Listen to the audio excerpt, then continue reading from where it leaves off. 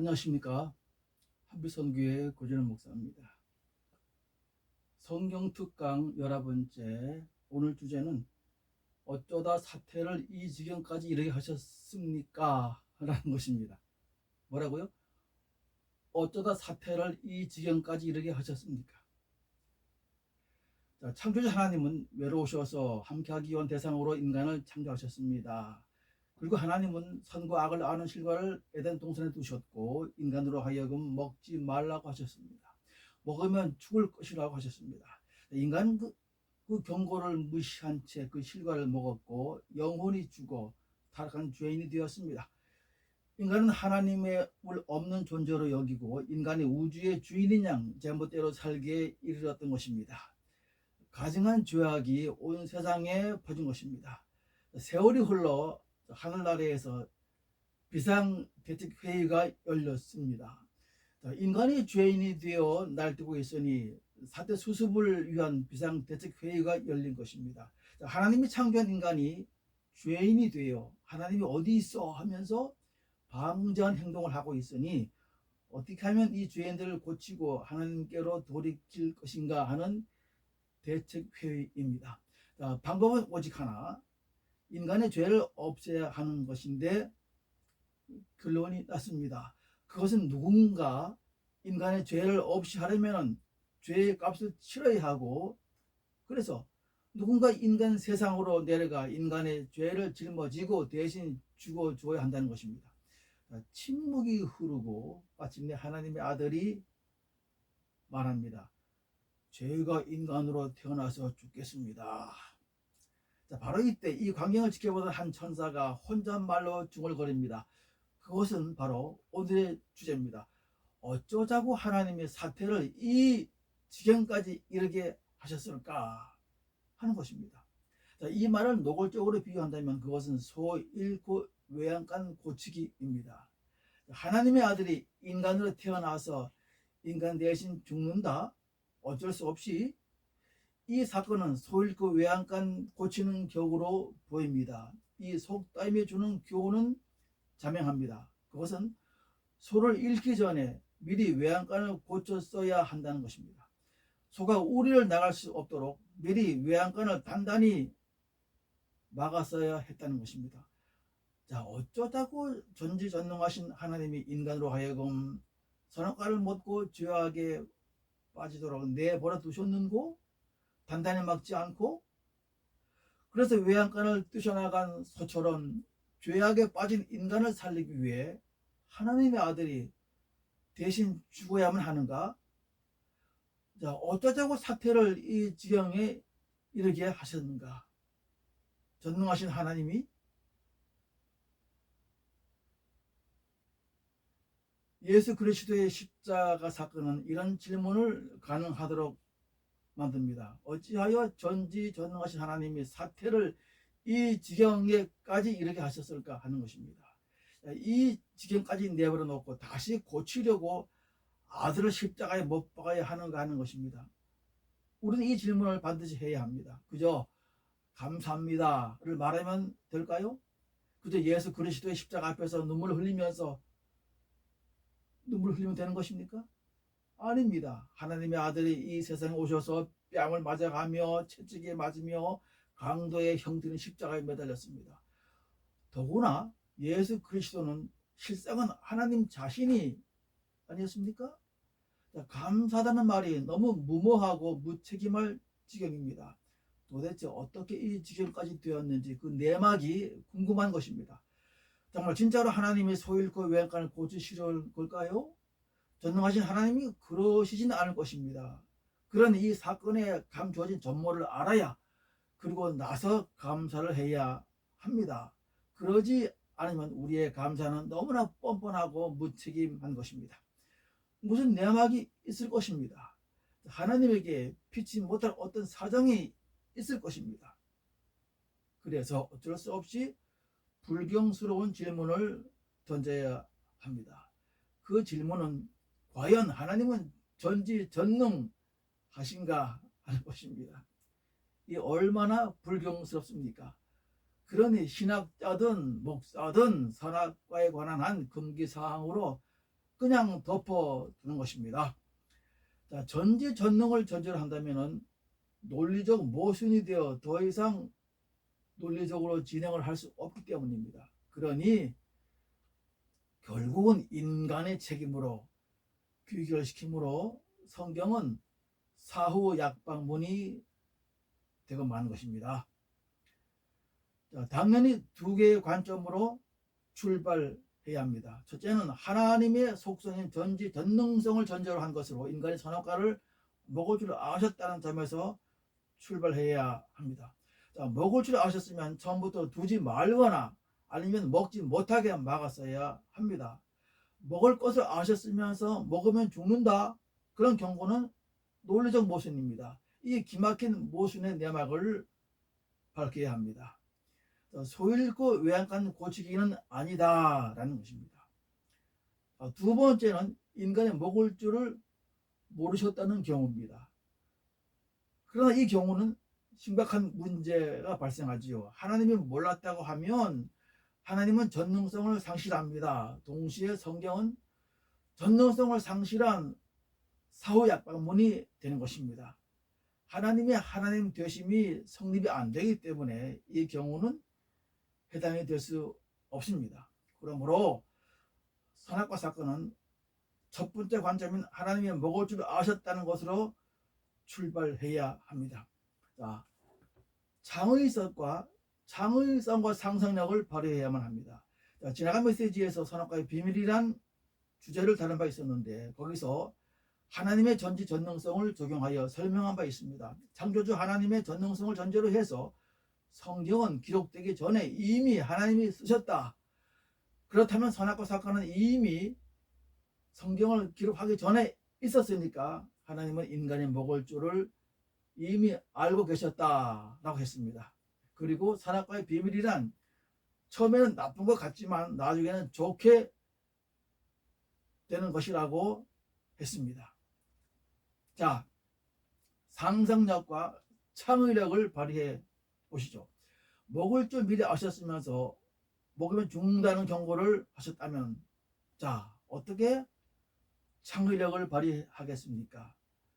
선악과는 쓸데없는 것이 아니라 어떤 목적을 위한 과정이라는 생각이 들어야 하는 것입니다. 인간이 자신의 의지와 자신의 책임으로 먹고 심판을 받고 죽어야 하는 것이, 죽는 것이 인간 창조의 목적을 위한 어떤 과정이라는 것입니다. 자, 초등학생 정도로도 논리적 분별이 가능하죠. 이 모순은 인간에게 무슨 큰 엄청난 드라마틱한 그런 좋은 일이 장차 있을 것이다 라는 것입니다. 그러니까 인간이 자기 의지로 하나님의 명을 거역하여 선악과를 먹어 죄를 지어 죽었는데 하나님은 이것을 의도하였고 어떤 목적의 과정으로 삼아 성경을 진행하신다는 것입니다. 이런 원리로 성경은 진행이 될 것입니다. 드라마틱한 원리로 말이죠. 구약 성경의 진행에는 일정한 패턴이 있습니다. 그것은 하나님의 백성들은 평안할 때는 언제나 하나님을 잊어버려요. 하나님 없어 하게 됩니다. 그리고 다른 이방 나라의 우상신을 섬깁니다. 그러다가 고난이 아주 극심하게 되면 하나님을 찾게 된다는 것입니다. 자, 오죽하면 애굽을 탈출한 즉시 금송아지를 만들어서 이것이 우리를 인도한 신이다 라고 했겠습니까? 그래서 인간은 고난이 없으면 절대로 하나님을 찾지 않는다 라는 성경의 논리적 공식이 성립이 하게 되는 것입니다. 자, 생각을 깊이 해봅시다. 왜 인간은 평안할 때는 하나님을 배반하고 하나님 없어, 그러다가 어려움이 닥치면 하나님 있어 하고 찾을까요? 이상하지 않습니까? 자, 하나님을 안다는 것은 내가 평안할 때나 어려울 때나 상관이 없습니다. 언제나 하나님을 믿고 따르는 것입니다. 그런데 왜 다를까요? 여기에서 인간이라는 존재를 통찰해야 하고, 그리고 왜 하나님이 선악과를 두셨는가, 그 이유를 생각을 해야 한다는 것입니다. 정말 깊은 고민이 필요합니다. 아담이 등 따스고 배부른 에덴 동산에서 살았다면 어떻게 됐을까요? 인간의 그런 성경 논리를 적용한다면 아담은 오래가지 못해서 하나님을 없는 것처럼 여기게 된다는 것입니다. 인간은 영과 육의 이중 구조로 만들어졌기 때문입니다. 영을 육이 감싸고 있기 때문에 육의 성향이 영을 지배하죠. 그러므로 하나님의 대책이 나와야 하는 것입니다. 그것이 바로 선악과라는 것입니다. 다시 말하면 선악과는 창조주 하나님이 인간의 육을 과정으로 삼아서 영을 얻으시려는 창조 설계라는 것입니다. 비유하면 흙을 영광으로 넣어서 고난 속에 넣어서 도자기를 만드는 것과 같은 원리입니다. 자, 구약 성경은 하나님과 하나님의 백성들이 법에 의한 율법에 의한 관계를 맺고 진행한 역사이지요. 그러나 구약 성경의 끝은 하나님의 백성들이 하나님 없어 하고 다른 신을 찾아가는 것으로 끝이 납니다. 인간 창조의 인간론, 육이 영을 압도하는 육적 과정의 결론인 것입니다. 그래서 영적 신약 성경의 시대가 열리게 되는 것입니다. 자, 그러므로 여기서 확인을 먼저 하겠습니다. 하나님의 백성들은 이스라엘이 하나님을 잘 순종하였다면 어떻게 되었을까 하는 것입니다.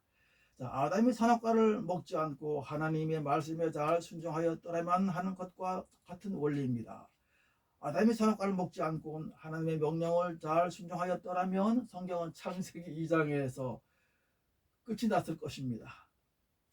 하나님의 백성들은 이스라엘이 하나님의 명령인 율법을 잘 지켰더라면 신약 성경에 올 수가 없어요. 논리적으로 율법 준수가 온 세상으로 퍼져서 하나님을 알고 믿으려면 누구든지 율법을 지켜야 하는 문제가 발생하게 되는 것입니다. 말이 되지 않습니다. 하나님을 알지도 듣지도 못한 동물 같은 그런 이방인들에게 어떻게 무슨 수로 하나님을 알게 할 것입니까? 없어요. 율법을 전하고 또 가르치고 지키게 할 수 있습니까? 없습니다. 절대 불가능합니다. 무려 2000년 동안 하나님은 하나님의 백성들을 가르치고 함께하였지만 하나님의 백성들조차 하나님 없어 하고 다른 신을 쫓아갔습니다. 육을 입고 있는 인간은 아무리 해도 하나님을 알 수도 믿을 수 없다는 것이 구약 성경의 결론인 것입니다. 그러므로 이방인으로 대표되는 전 인류에게는 율법이 아닌 다른 방식, 더 나은 방식으로 하나님을 전파해야 하는 것입니다. 육이 아니라 영으로 하는 영적 방식의 성경이 와야 한다는 것입니다. 그러려면 하나님의 백성들이 반드시 하나님을 고역하고 넘어져야만 했다는 것입니다. 선악과의 원리인 것입니다.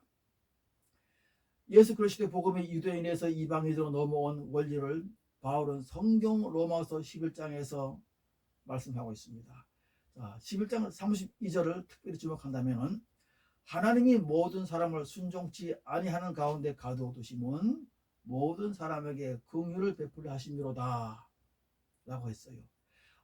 이방인들이 하나님의 백성으로 들어오는 방식이 하나님의 긍휼에 의해서라는 것입니다. 자, 긍휼의 원리는 무슨 행위나 공로나 법을 지키는 것이 아니라 그냥 마음으로 믿으면 되는 은혜의 방식인 것입니다. 우선 긍휼의 사전적 정의를 먼저 규명해야만 이해가 빠르겠지요. 자, 긍휼이 무엇입니까? 가볍게 여겨 돌보아 준다. 또 다정히 사랑하며 측은히 여긴다. 또 상대방에 대해 불붙는 마음으로 상대를 있는 그대로 받아주고 은혜를 베푼다 라고 되어 있습니다. 자, 바울은 하나님의 마음을 읽은 것입니다. 순종치 아니한다는 말은 일단 이스라엘에 해당되고 긍휼을 베푼다는 그 대상은 이방인들에 해당됩니다. 그러나 원리를 이해한다면 모든 사람이 해당될 것입니다. 이 말을 거꾸로 하면 모든 사람에게 긍휼을 베풀기 위하여 모든 사람을 순종치 아니하는 가운데 가둬두신다가 되는 것입니다. 더 말할 것도 없이 이것은 성경을 통해 흐르고 있는 선악과 사건의 원리인 것입니다. 이스라엘은 하나님을 거역하여 버림받았고 대신 온 세상의 이방인들이 하나님의 부르심 받았습니다.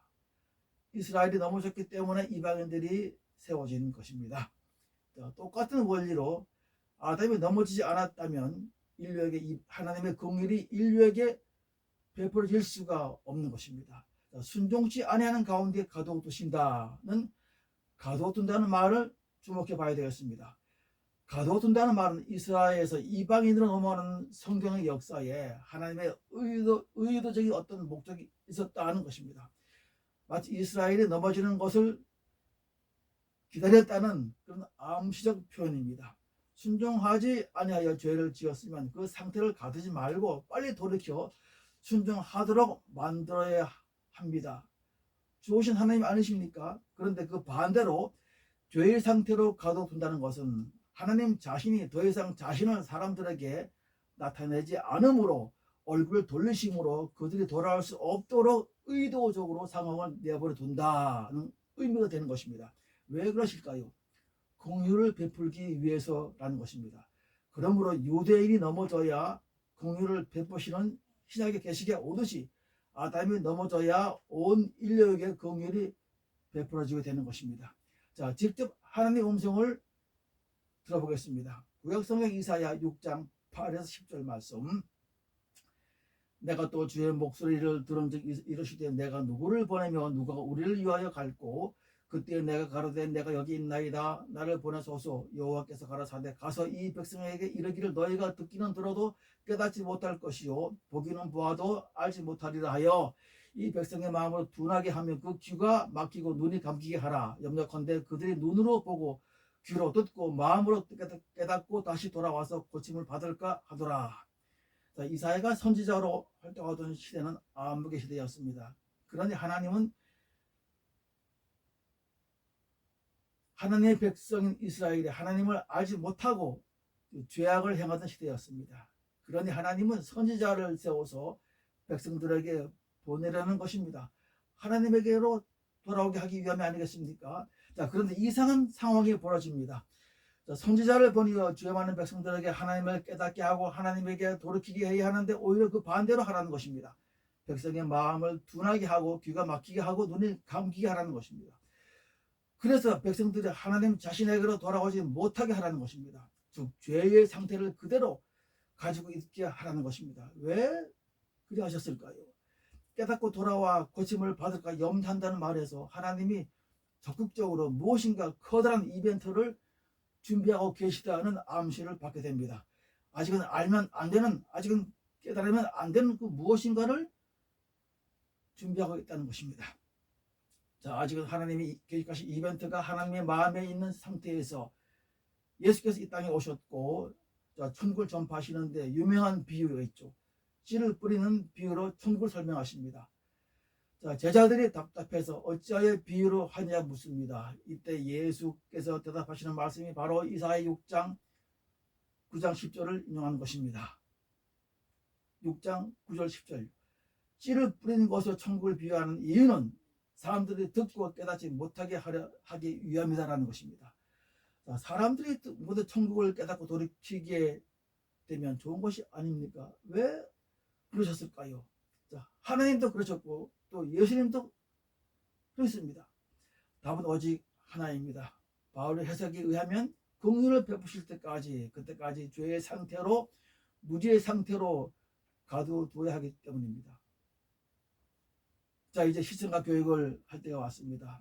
자, 긍휼의 현장으로 가 보겠습니다. 보이십니까?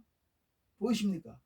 갈보리 언덕에서 하나님의 아들이 하나님 자신이 십자가에 매달린 모습을 말입니다. 너무 충격적이어서 입이 다물어지지 않습니다.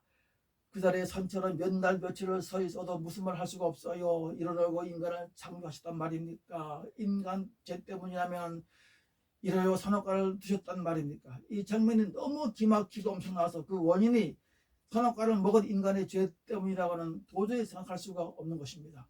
아무리 인간의 죄악이 크다 하더라도 어찌 하나님 자신이 죽을 수가 있습니까? 그러니까 상식적인 논리로 말하면 하나님이 죽으시다는 것은 인간의 죄악 때문이 아니다라는 것입니다. 그 이상이 있어야 한다는 것입니다. 논리적으로 그 이상은 하나님의 인간 창조의 목적이 있어야 합니다. 인간 창조의 목적은 하나님이 인간과 함께하기 위한 것이었으니 그러면 하나님 자신의 죽으심은 인간과 함께하기 위한 최상의 관계를 만들기 위해서다라는 것입니다. 십자가에 대해서는 분명 인간의 죄악을 대신하는 것입니다. 이 갈보리 언덕에서 위대한 재창조의 역사가 시작되는 것입니다. 하나님은 자신을 십자가에 내어주셨습니다. 그러면 인간은 예수 그리스도의 십자가의 죽음을 자신의 죽음으로 받아들여야 하는 것입니다. 즉 믿음으로 자신도 예수와 같이 죽어야 하는 것입니다. 예수와 같이 죽으면 예수와 같이 부활하게 되는 것입니다. 새 생명이 탄생하게 되는 것입니다. 즉 하나님에게서 나게 되는 것입니다. 하나님이 나오셨으니 하나님은 아버지가 되시죠. 아버지와 아들의 가장 친밀한 관계가 시작되는 것입니다. 바로 이것이 선악과를 두신 이유입니다. 적절한 비유를 또 할까요? 흙을 용광로에 집어넣어 죽음을 통과시켜서 자기를 변화시키는 것과 같은 이치입니다. 인간은 여기에 죄악이라는 고통을 겪음으로 영을 거듭나게 하는 것입니다. 자, 이것이 우리가 궁금해 왔던 것, 어쩌다 사태를 이 지경까지 이렇게 하셨을까 하는 데 대한 내막입니다.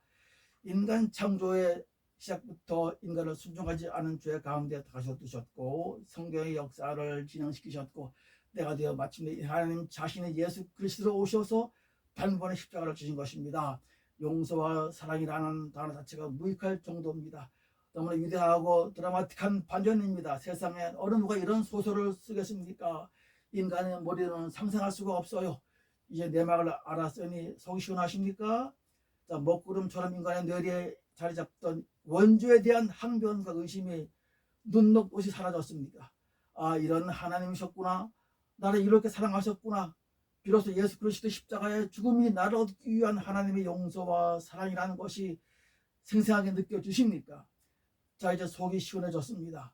형식적 종교적 신앙에서 생생한 실제 신앙으로 전환해야 되겠습니다. 새로 깨달은 마음으로 새 믿음과 감사와 열정으로 당신을 창조하시고 이 땅에 보내신 하나님에게로 나아가 진정한 무릎을 꿇으시기 바랍니다. 아들로서 자유와 신분으로 아버지와의 관계를 새로 정립해야 합니다. 이 땅에서 당신의 인생이 다한 날까지 예수 그리스도의 안에서 매 순간순간마다 하나님 아버지를 찾고 부르며 높이고 아버지의 능력과 생명과 사랑의 배려를 누리고 즐겁고 평안한 인생을 누리시기를 바랍니다. 할렐루야. 감사합니다.